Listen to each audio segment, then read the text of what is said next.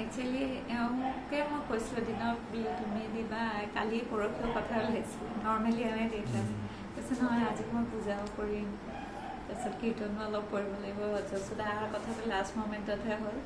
তো কৈছে মই কীৰ্তনো কৰিব লাগিব চব কৰিব লাগিব সেইকাৰণে ক্লাছটো বোলে তুমি দিবা মই বোলে মই ইমান ছাডেনলি কি ক'ম বোলে নহয় গৃহ প্ৰৱেশৰ ওপৰত ক'ব এইটো আৰু যদিও কেইমাহমান হ'ল বহুত আগৰ পৰাই কৈ আছিল নিতুৱে মানে বহুত আগৰ পৰাই কৈ আছিলে সি মানে সোমাই ল'লে ঘৰত কিন্তু আজিতো তোমাৰ অকেজন গৃহ প্ৰৱেশ নহয় জানো অকেজনটো সেইটোৱে উদ্দেশ্যটো সেইটোৱে আছিল গৃহ প্ৰৱেশৰ কাৰণে আজি তুমি পূজা কৰি সোমাব লাগে যে ঘৰত অলপমান আমি গৃহ প্ৰৱেশৰ ওপৰতে শুনো তো আমি চবেই জানো মানে হিষ্ট্ৰীত আমি চবেই পঢ়িছোঁ স্কুলত যে আগতে মানুহ জংঘলত আছিলে তেতিয়া ঘৰৰ কনচেপ্টটো নাছিলে ঘৰৰ কনচেপ্ট হোৱাৰ আগলৈকে যেতিয়া ঘৰৰ কনচেপ্ট নাছিল তাৰ আগলৈকে হিউমেন চিভিলাইজেশ্যনটো এটা ফৰ্মেলভাৱে এনেকৈ অৰ্গেনাইজভাৱে নোহোৱালৈকে তেতিয়ালৈকে কি হৈছিলে চবেই জংঘলতে থাকিছিল তাৰপিছত কি হ'ল লাহে লাহে লাহে লাহে অলপকৈ বেচিক যিকেইটা আমাৰ ইমিউনিটিজ বেচিক বস্তু কি আমাৰ লাইফৰ ফুড ক্লথিং আৰু শেল্টাৰ এই তিনিটা বস্তু এইকেইটা বস্তুৰ নেচেচিটিটো যেতিয়া লাহে লাহে লাহে বুজি পোৱা হ'ল যে এইকেইটা নোহোৱাকৈ আমি থাকিবই নোৱাৰোঁ তেতিয়া যেনেকৈ ফুডৰ ক্ষেত্ৰত আগতে ফুড খাইছিলে লাহে লাহে জুই আৱিষ্কাৰ হৈ পেলাই এইটো উন্নত হ'ল তাৰপিছত লাহে লাহে ৰান্ধি খাব ল'লে ফল আৰু মূল গছৰ ঠানি এইবিলাক বেলেগ বেলেগ এক্সপেৰিমেণ্ট হৈ পেলাই তাৰপিছত সেইটো ডেভেলপ হ'ল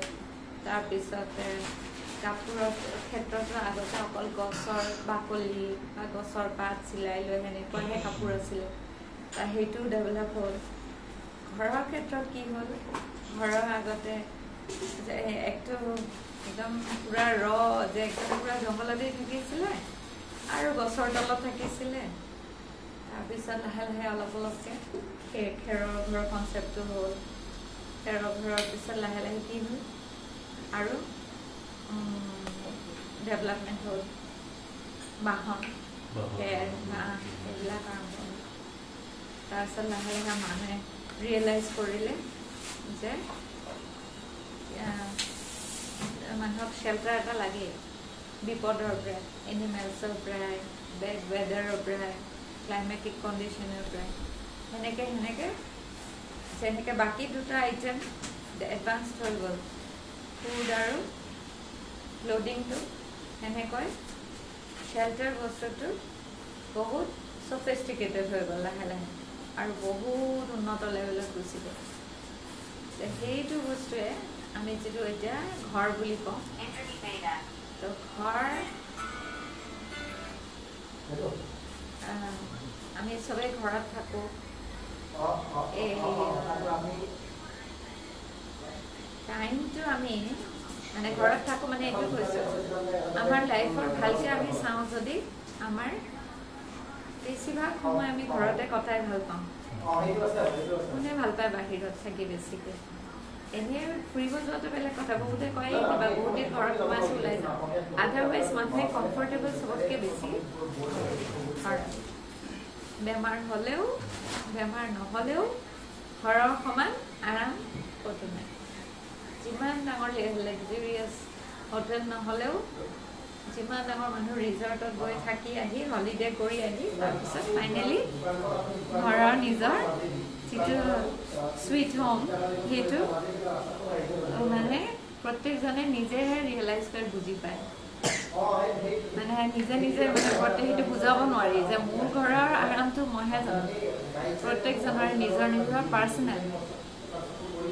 এতিয়া কথা হ'ল এতিয়া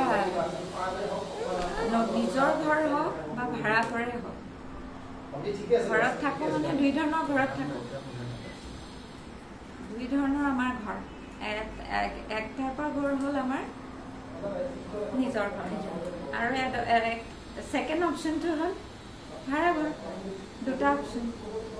যেতিয়া আমি এণ্টাৰ কৰোঁ ভাড়া ঘৰে হওক বা নিজৰ ঘৰে হওক এই যেতিয়া আহোঁ এণ্টাৰ কৰোঁ সোমাওঁ তেতিয়া আমি চবেই জানো যে এটা আমি চেৰিমনি কৰোঁ আৰু এই চেৰিমনিটোৰ নামেই হৈছে গৃহপ্ৰৱেশ তাৰমানে ঘৰত আমি সেইদিনাখন সোমাওঁ এতিয়া গৃহপ্ৰৱেশ নকৰাকৈতো সোমাব পাৰি কিবা ক্ষতি হ'ব নেকি মানে কিবা আপত্তি আছে নেকি গৃহপ্ৰৱেশ নকৰাকৈ মানুহ থাকিব পাৰেতো পাৰে নে নোৱাৰে পাৰে ৱেষ্টততো সেইটো কালচাৰ নাই আমাৰ ইয়াত আছে আমাৰ কাৰণ আমি কিয় ফ'ল' কৰোঁ কাৰণটো হ'ল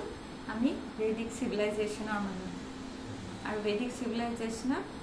16টা সংস্কাৰ দিয়া আছে খুব ধুনীয়াকৈ চব বস্তুবিলাক আমাৰ একদম বুজাই থোৱা আছে কোনটো কৰিলে কোনটো হ'ব কোনটো নকৰিলে কি হ'ব তাৰ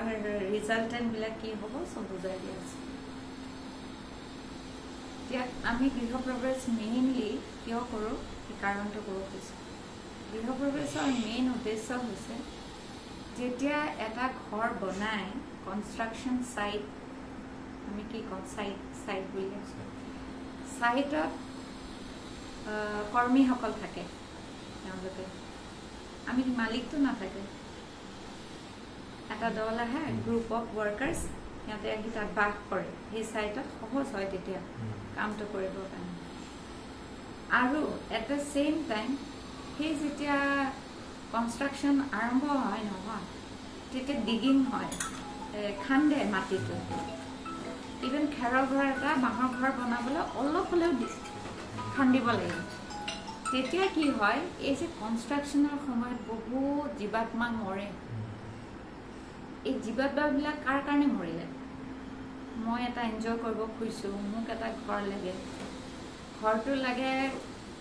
সাধাৰণ ঘৰে হওক বা একদম মাল্টি মিলিয়ন খৰচ কৰিহে মই এটা লাগিলে ঘৰ বনাম কিন্তু সিহঁতি কাৰ কাৰণে মৰিলে সিহঁতেতো ধুনীয়াকৈ মাটিডোখৰত সিহঁতৰ এটা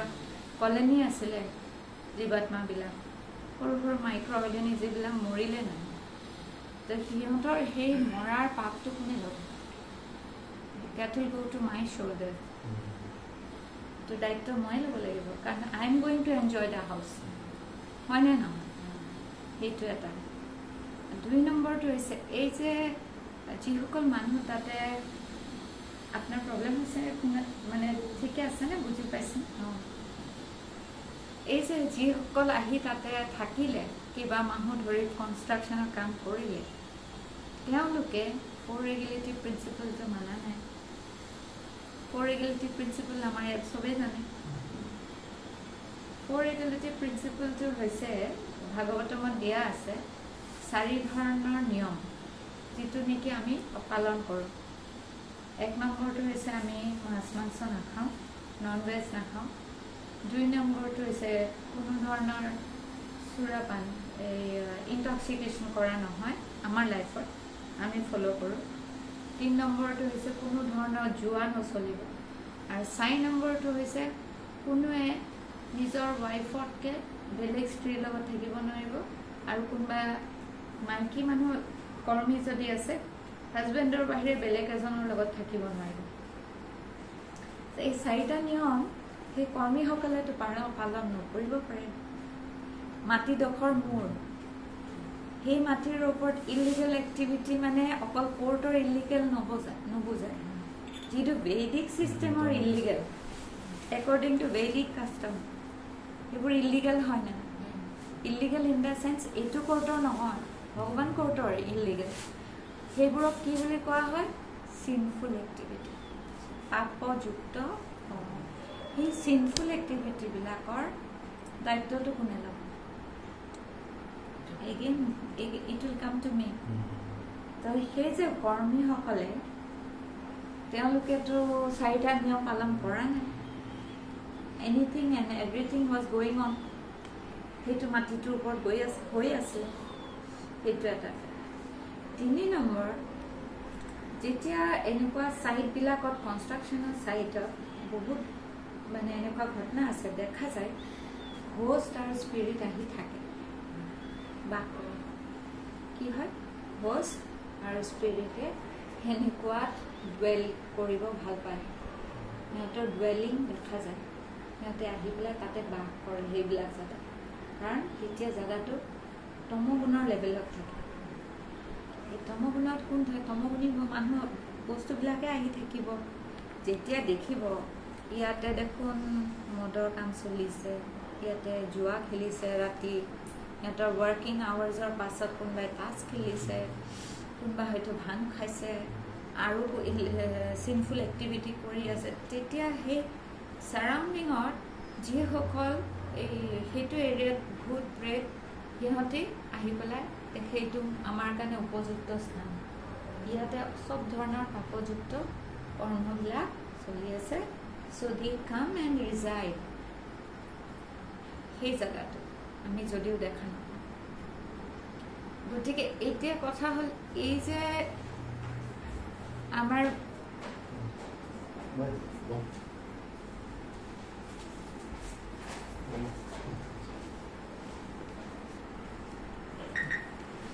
তো আমাৰ বেচিক্স তিনিটা কথা ক'লোঁ তিনিটাই আমাৰ হেৰিৰ লগত নাই বৈষ্ণৱ সমাজৰ আমাৰ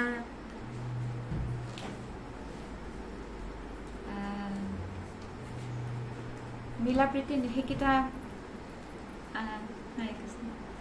আমি মানে সেই এইটো তাৰ আজি গৃহপ্ৰৱেশ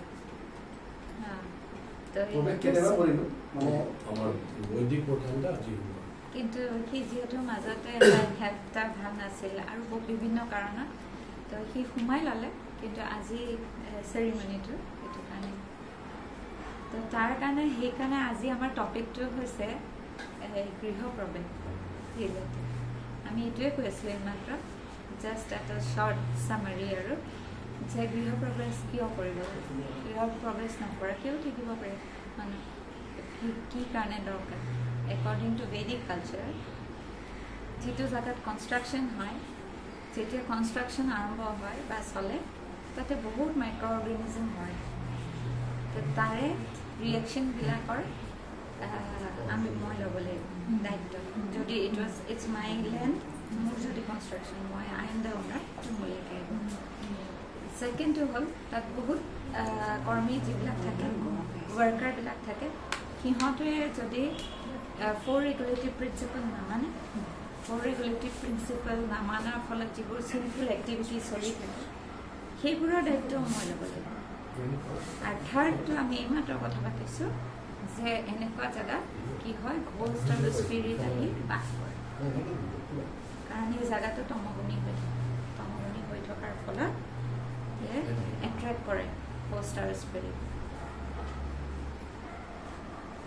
এতিয়া এই যে এইকেইটা বস্তু বেচিক প্ৰব্লেম কেইটা ক'লোঁ ন এইকেইটাৰ পৰা আমি ৰক্ষা পাব লাগিব ন সেইবিলাক মাইণ্ডত লৈ জীয়াই থাকিব পাৰিম যে নোৱাৰোঁ ন তো আমাৰ কথা হ'ল ক্লিনিং কৰিব লাগিব পিউৰিফিকেশ্যন কৰিব লাগিব পিয়ৰ কেনেকৈ কৰিম পিউৰিটিৰ কাৰণে পিউৰিফিকেশ্যনৰ কাৰণে দুটা প্ৰচেছ ফাৰ্ষ্ট প্ৰচেছটো হৈছে একৰ্ডিং টু বেদিক কালচাৰ বা ভগৱানৰ যিসকল আমাৰ ইনষ্ট্ৰাকশ্যন আছে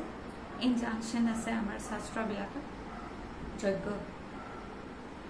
যজ্ঞ আৰু ছেকেণ্ডটো হৈছে সংকীৰ্তন যজ্ঞ ফৰ কলিযুগ যজ্ঞ এণ্ড কলে সংকীৰ্তন যজ্ঞ তো যজ্ঞ কি হয় ওৱান লাইনত ছেক্ৰিফাইচ ইংলিছ ৱৰ্ড মই সুধিছোঁ মানে যজ্ঞ কি বস্তু হয় ভগৱানলৈ